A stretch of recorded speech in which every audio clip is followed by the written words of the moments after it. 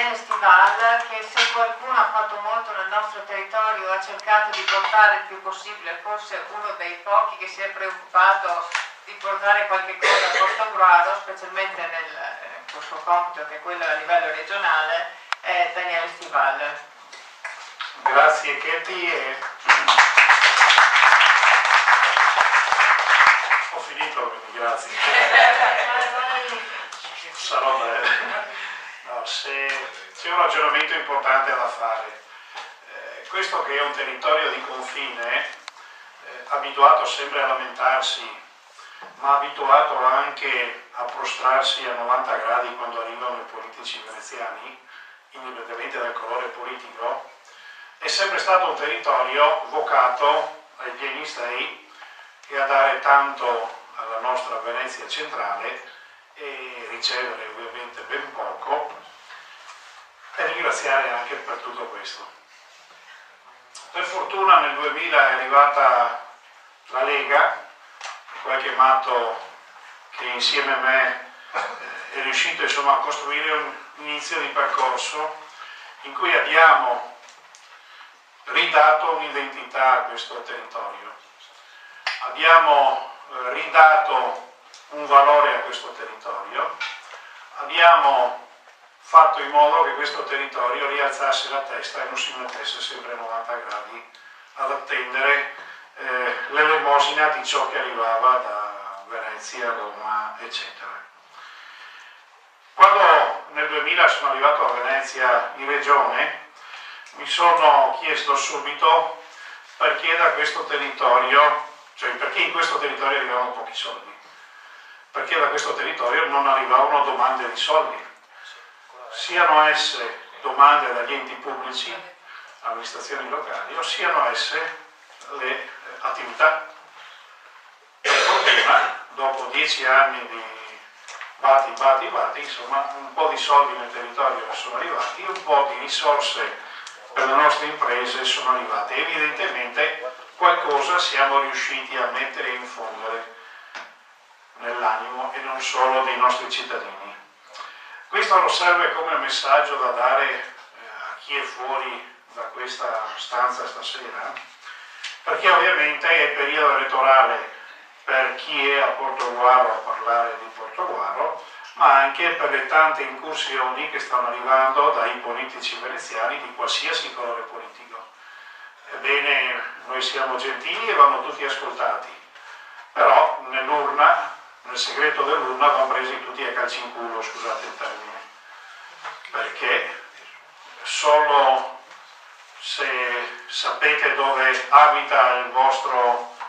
politico di riferimento, se sapete dov'è nel suo territorio, dov'è la via Cavour o la via Seminario, forse appunto può dare le risposte per quel territorio, altrimenti mi trovo come tante volte che in finanziaria regionale c'è da mettere 1 milione di euro per fare un pezzo di asfalto oppure di qualsiasi altra cosa e ti chiedono dov'è sta roba, e quindi il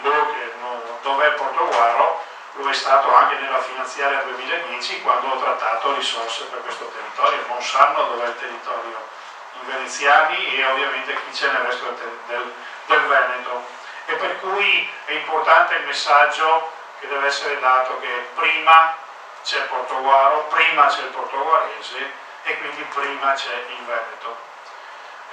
Sul territorio poi che è evocato a un ragionamento culturale, sono anni ormai che diamo 250.000 euro al campus universitario, sono anni che diamo tra finanziamenti diretti e su iniziative durante l'anno al Santa Cecilia quasi 100.000 euro all'anno, sono anni che diamo al Jacques Maritain 40.000 euro all'anno, sono anni che diamo decine di migliaia di euro per le attività culturali nel territorio, quindi risorse sul territorio ne stanno arrivando,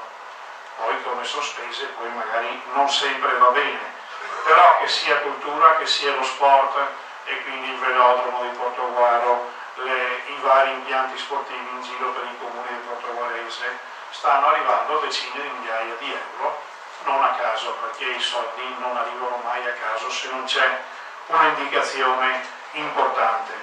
E quindi arriviamo da questo percorso che sta facendo crescere questo territorio. Però se il territorio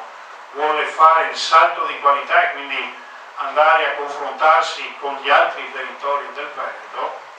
pensando che questo territorio è l'unico territorio in tutto il Veneto, nonostante si pianga addosso, che ha una conferenza dei sindaci che è regolamentata da una legge regionale, è l'unico territorio di tutto il Veneto e nonostante queste risorse che abbiamo non riusciamo a sfruttarle.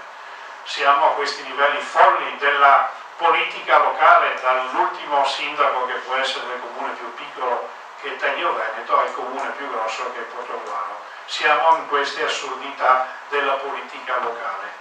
e quindi noi dobbiamo sforzarci,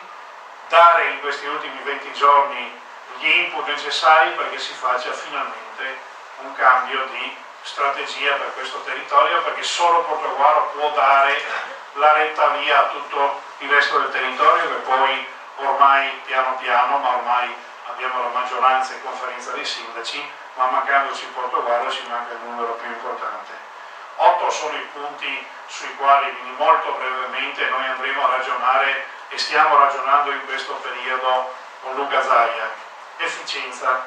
c'è una burocrazia che ovviamente va stanata e cacciata se occorre o cambiata. Chi fa danni è bene che vada a fare solo fotocopie, sperando che non faccia danni anche a fare solo fotocopie, e chi invece è in grado di essere